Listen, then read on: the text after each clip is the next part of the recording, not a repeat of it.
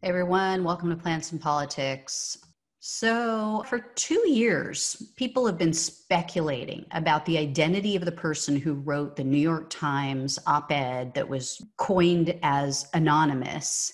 It ripped Trump to shreds. The person claimed to be part of his administration, and people attacked it from the right and the left, saying it must be fake. It was followed up by a full book written by Anonymous, which detailed Trump's failures, his ignorance. People were pissed off because they thought knowing all of this, but hiding behind anonymity was a pretty crappy thing to do. You need to grow a pair, step forward, say something, tell the American people. The most widely held belief was that it was Kellyanne Conway. Everyone thought, because she secretly loathes Trump, apparently, at least that's word on the street, as much as her husband George, but doesn't say it. Well, the author has just revealed himself. Take a look at this video, which aired on Republican Voters Against Trump. That's a YouTube channel, and you're going to see who it is. I'm Miles Taylor. I served as the Chief of Staff of the Department of Homeland Security under the Donald Trump administration. I would go into the office, I would read my intelligence brief, and then it was my job to help the Department of Homeland Security to keep our country safe. What we saw week in and week out, and for me after 2.5 years in that administration, was terrifying. We would go in to try to talk to him about a pressing national security issue, cyber attack, terrorism threat. He wasn't interested in those things. To him, they weren't priorities. The president wanted to exploit the Department of Homeland Security for his own political purposes and to fuel his own agenda. So as you saw, this is Trump's former Department of Homeland Security Chief of Staff, Miles Taylor. And he's, before this, been making the rounds not only on cable TV, but also throughout the country. He's been out talking to voters about why and how Trump is unfit for office. And Taylor today outed himself in a post on Medium and said that many others in the administration share his views of Trump, stating that his criticisms are, quote, widely held among officials at the highest levels of the federal government. In other words, Trump's own lieutenants were alarmed by his instability. So this former Trump employee, as I said, he was bashed, he was dragged online in the media for failing to step up and put a face and a name to the op-ed. And Taylor's article actually addresses that, and he explains that this was his way of getting Trump to address the issues rather than attacking the person behind the critique. So in that way, I do understand it, and I do think it was somewhat effective, and it did keep him safe, which is a concern nowadays. Taylor also writes in the article that, quote, too often in times of crisis, I saw Donald Trump prove he is a man without character, and his personal defects have resulted in leadership failures so significant that they can be measured in lost American lives. I witnessed Trump's inability to do his job over the course of 2.5 years. However, the underlying theme and reason for Taylor's coming out article, so to speak, is to implore others in the administration to do the same. So he writes in part, quote, honest dissent is part of our American character, and we must reject the culture of political intimidation that has been cultivated by this president.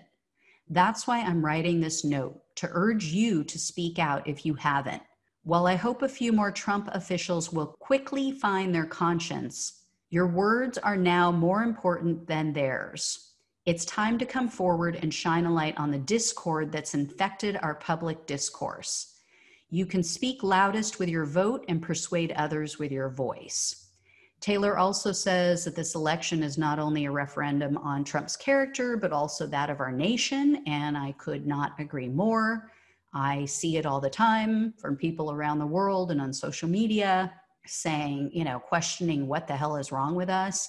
He goes on to urge fellow Republicans to vote for Biden, saying that while some of his policies might be antithetical to Republican values, quote, his policy agenda cannot equal the damage done by the current president to the fabric of our republic.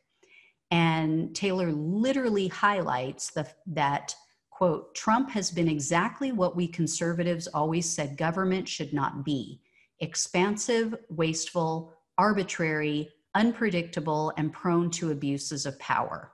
He also says, quote, the consequences have been calamitous, and if given 4 more years, he will push the limits of his power further than the high crimes and misdemeanors for which he was already impeached. So Taylor also admits to an error in his previous writings, stating, quote, I was wrong, however, about one major assertion in my op-ed. The country cannot rely on well-intentioned, unelected bureaucrats around the president to steer him towards what's right. He has purged most of them anyway, nor can they rely on Congress to deliver us from Trump's wayward whims. He ends the piece by calling for unity and urging all of us to find each other again by quoting an Abraham Lincoln inaugural address. And here's the thing. While this is admirable, right, and it's a worthwhile hope, there was no QAnon in the age of Lincoln. There were no right-wing entertainment channels masquerading as news outlets. And there were no online troll sites spewing out white supremacist propaganda when Lincoln roamed the earth. There weren't social media sites continually stoking fears, pouring gasoline on the fires of hate and division and racial animosity 24/7. And in Lincoln's time, corporate interests didn't dictate every decision that was made by our elected leaders or what cable news shows were allowed to show us every night. So all of these factors play a role in one way or the other in inciting violence, in causing suspicion about, quote, the others, in actively working to distract us from the real threats in this country. They manufacture consent for politicians that don't have our best interests at heart.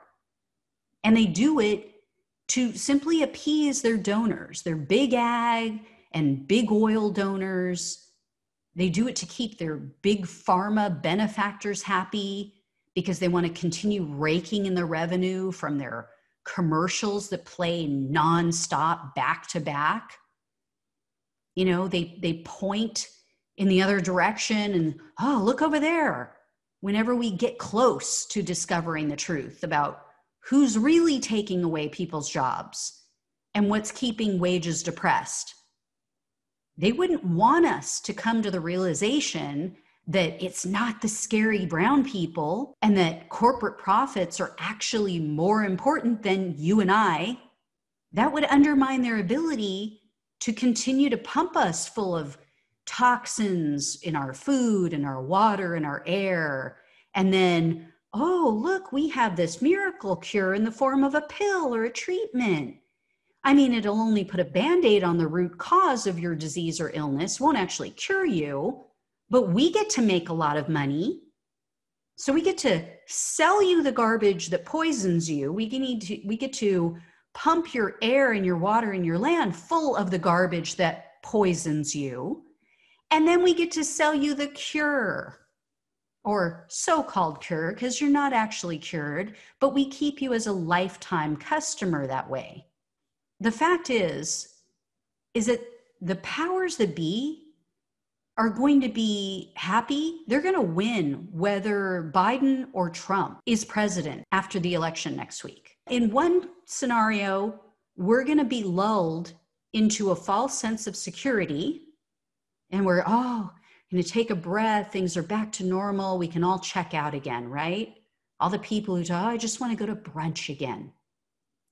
Either that, or we're going to be so busy being outraged, as we have been over the last 4 years, with nonstop scandals and illegal activity, we're not going to be able to pay attention. We either will choose not to pay attention and check out under Biden, or we're going to be too busy to pay attention to who's really behind the destruction of the working and middle class in our country.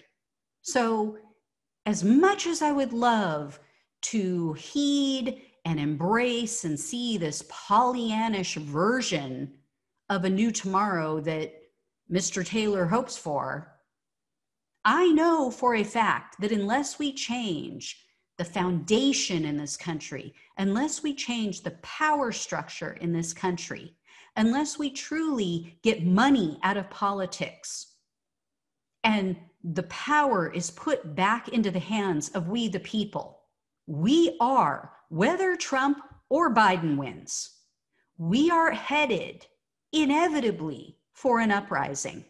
And liberals need to hear this. If you continue down this path, believing that Trump only won because all of his base is racist, if you continue to believe that lie and fail to understand the true pain and suffering in this country that allowed people to overlook his racism and all of the other horrific things about him because they're desperate for help and they thought that he was the one that was going to bring it to them.